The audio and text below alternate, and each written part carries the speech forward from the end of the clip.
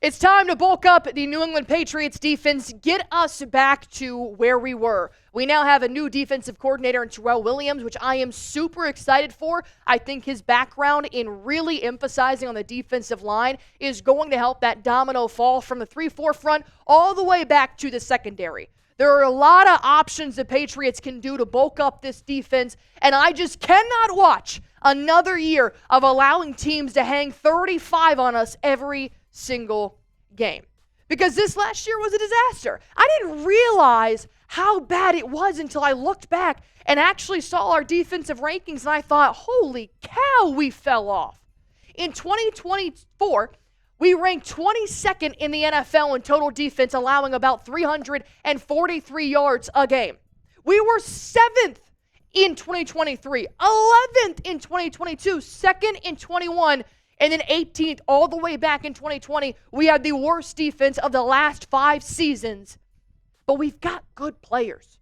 We just haven't seen their full potential. And then if you add on some extra outside help, well, then we can definitely get back to a top 10. There are 3 areas of dire need for the Patriots. You can also put possibly cornerbacks down here, but I decided to neglect the cornerback position right now because, look, Gonzo, he could do it all himself. He does need help, but right now we're okay at the quarterback position, obviously. We need an edge rusher, defensive tackle, and linebackers like none other. Why? Because when you look at the trenches, the Patriots were terrible.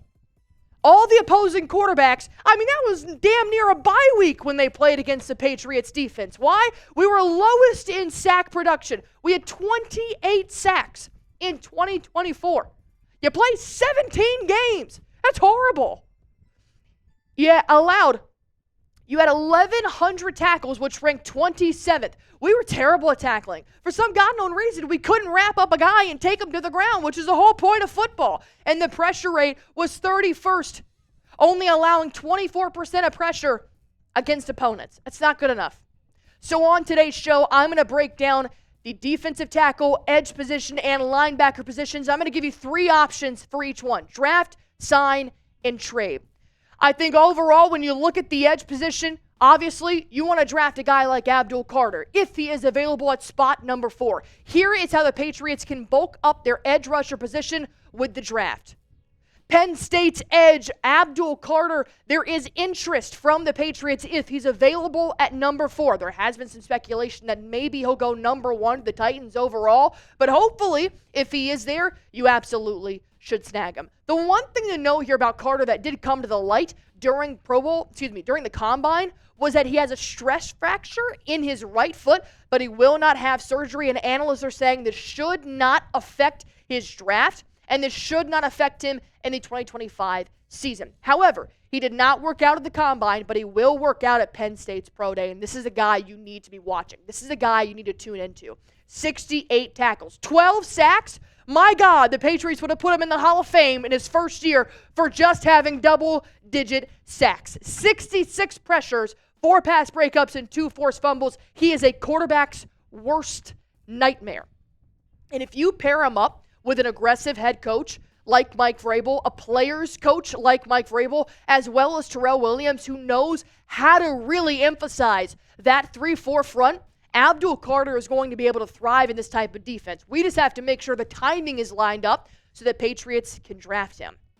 But let me ask you guys this. Even if Carter is not available, should the Patriots draft an edge? Or do we think that maybe free agency or a trade would be better for the Patriots? Type Y for yes, type N for no. Let me know what you guys are thinking about the edge position in the 2025 NFL Draft.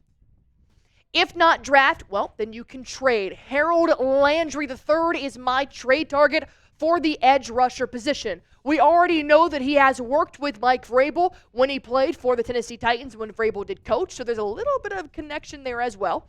He has also requested a trade to be gone from the Tennessee Titans as a 2021 Pro Bowler. He does currently still have 2 years remaining on his contract. And I do think that if you pair him with a guy like Keion White, give White a little bit more of a veteran presence, I think that's going to really push the needle. Because Keion White being the only dominant pressure from that right side, if you force that offensive line either way, you're going to meet Landry and White. And that is going to be 10 times more lethal than just having White on a specific side. And the trade wouldn't be too much. I know they have been toying with the idea of trading Joe Milton, so you get rid of your backup quarterback, and then you get rid of a 4th pick. I don't want to really give away a 4th pick, but if it's for an edge, which you're probably going to draft at some point in the 7 rounds, then it's going to be worth it to get an established edge rusher. Or you can sign. Azeez Ojulari from the New York Giants is going to be my sign target for the Patriots moving forward as the edge rusher. It's a little bit slim in terms of free agency and where they can provide, but I think Azeez Ojulari was a pretty big bright spot for a very crappy Giants defense. In 2024, he had 6 sacks, which would already make him the leading sacker for the Patriots. A sack leader, thank you, for the Patriots, as we did have Keion White and Dietrich Wise Jr. tied for 5.5 sacks apiece. So he's obviously going to be more productive than what we were given in this last year. 10 quarterback hits, 7 tackles for loss. And with a guy like Ojulari, I think there's still room to kind of craft him into the defensive lineman that you possibly want to have on the Patriots moving forward. I mean, he's only 24 years old. Terrell Williams can really make this guy dominant. But there are other positions of need. So let's talk a little bit about the defensive tackle upgrades, draft, sign, or trade. What's the best move to get a defensive tackle upgrade? But first, let me tell you guys real quick about our sponsor on today's show, and that is Prize Picks, the #1 daily fantasy sports app in America. I'm playing Prize Picks every single game day, and I want you guys to join. All you have to do is download the app and then just pick more or less on a player's projected stats, and you can win up to 1,000 times your money. That's right, up to 1,000 times your money. You can pick professional and collegiate players, mix and match teams and your favorite players, and super simple. Not to mention you can take advantage of weekly promotions. Every Tuesday is Taco Tuesday, a 25% discount on a player's projected stats. Every Friday is Flex Friday. Win or your money back guaranteed up to $20. If that sounds good to you, then join 10 million active users across over 30 states, including Cali, Georgia, Florida, and Texas. Download the Prize Picks app. Use promo code CLNS. That'll give you guys $50 instantly when you play your first $5 lineup. Download the Prize Picks app. Use promo code CLNS. That'll give you guys $50 instantly when you play your first $5 lineup. Prize Picks. Run your game. Options for defensive tackle, which was unfortunately not the strongest position due to injury for the Patriots, but I think you draft a Mason Graham if you really want to hone in on that defensive tackle position. Graham is an absolute dog. I mean, you are getting a good locker room guy, a great teammate, and an absolute headhunter that will not stop until he hears the whistle. Vrabel would make him into a Pro Bowler, and I will stamp that right now. The Patriots are expected right now, if Abdul Carter or Travis Hunter are not available, to draft either Mason Graham or Will Campbell, the offensive tackle, with pick number 4. You want to upgrade the trenches in the draft, and that's what the Patriots want to do. Whether it's going to be pick number 1 or pick number 7, the Patriots are going to want to really emphasize bulking up offense and defense in the trenches. Mason Graham is powerful, quick, and he's an athletic lineman that Terrell Williams is going to be able to craft and mold into something the Patriots can use. 45 tackles, 3.5 sacks, 34 pressures with 1 forced fumble.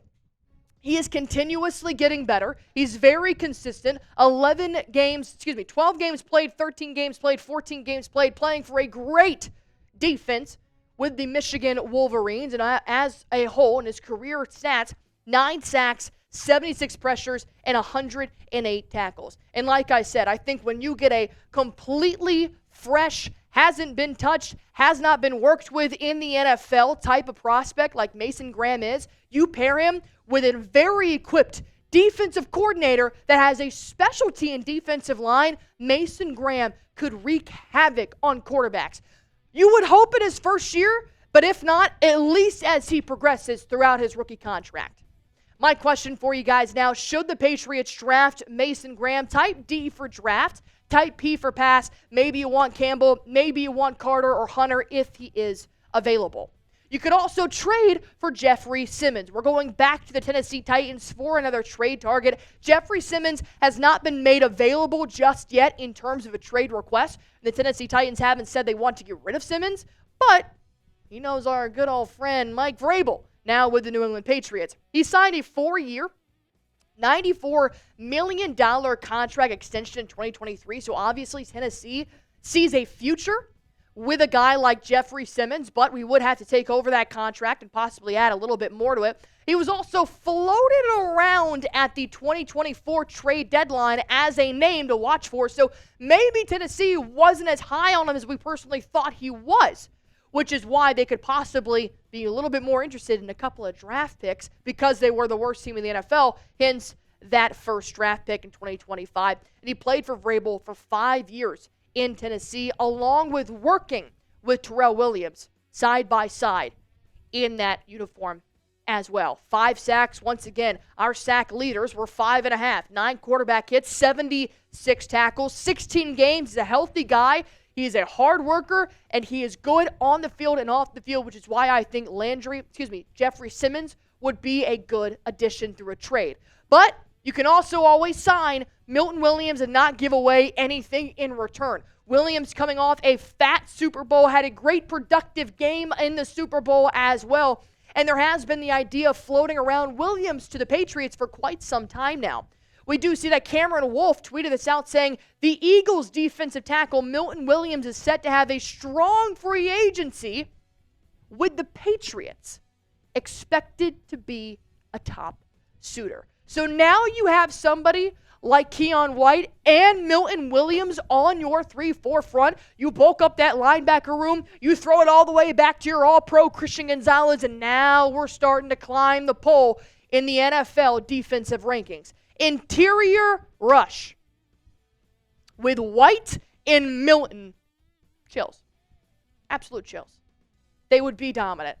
They would be able to fill the gaps. They'd be able to stop running backs a lot more efficiently. It wouldn't just be Keion White. He'd finally have some help. But we got to really work on that forefront, right? We've got to work on the linebacker upgrades because Jelani Tavai and Jawan Bentley, I just don't think are going to be able to get it done for New England moving forward. So I talk about draft. Jalen Walker is going to be my draft target for linebackers. I would love to have a guy like Mikael Williams, but I don't think he's going to be available early in the second round, which is when you would start to target a guy like Walker. When we saw him last year play for the Georgia Bulldogs, 61 tackles, 6.5 sacks, 2 pass breakups, and 2 forced fumbles. I really like his size. I think that he has the height and the size of an athletic linebacker, but not so much that he is going to be overbearing. I think that with his speed and what he's able to do at the combine and the pro day should also help his draft stock a little bit. But I think pick number 38 with a guy like Walker, it could definitely be possible. You're going to be getting a hard worker as well. Is this a guy who's going to completely shake up your linebacker room? Maybe not. But I could see with the work in a couple of years, he could be a guy possibly for the future. Now, if you're looking for a win-now type of talent, well, you could go with Nick Bolton. We do know that Zach Bond did just re-sign with the Philadelphia Eagles, so he is now completely off the table. But you're looking for a guy that has championship experience, right? The Kansas City Chiefs are Super Bowl veterans at this point. Nick Bolton, 106 tackles, not so much in that sack production type of area, but, that's okay. 11 tackles for loss, and he's playing on a really good defense for the Kansas City Chiefs, and they have been lethal for the last couple of years, which is why I think if you get a guy that is experienced with having a Super Bowl contending defense, he's even possibly going to be able to bring some of that talent and what he's learned to the Patriots as they start to rebuild. His coverage stats are incredible. 360 yards allowed, 37 for 46 on completion and attempts, 2 touchdowns, 6 pass breakups, 1 interception. And I do think that Nick Bolton would be a guy that would wreak havoc for the Patriots 3-4 front. Now, how about trading for Jermaine Pratt, a name that I have not brought up before on Patriots Today by Chat Sports, but a trade that I think could be a little bit of a sneaky steal for the New England Patriots. When you're looking at a guy like Pratt, he's a hard worker, 143 tackles, 5 tackles for loss, but you're also getting consistency. You're going to get a guy that's going to be able to play for numerous games. We struggled with injuries like none other in our linebacker room, including Jawan Bentley, who was out for the entire season. That's how we found Christian Ellis, is because we had to go so far in our depth charts. We want a healthy player. In Cincinnati right now, they need to shed some salary. If you're going to keep T. Higgins and Jamar Chase and Joe Burrow, you might want to say goodbye to a couple of players.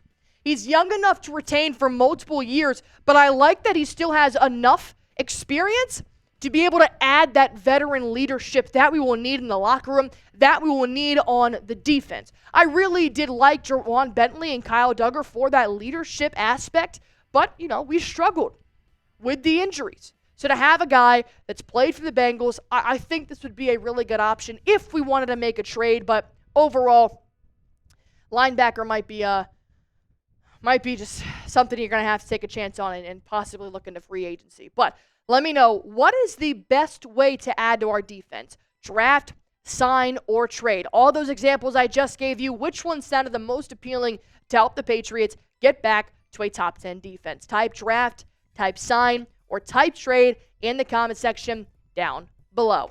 If you made it to the end of the video, well, you like something, so go on ahead and hit that sub button for me if you guys haven't already. The Patriots Today by Chat Sports.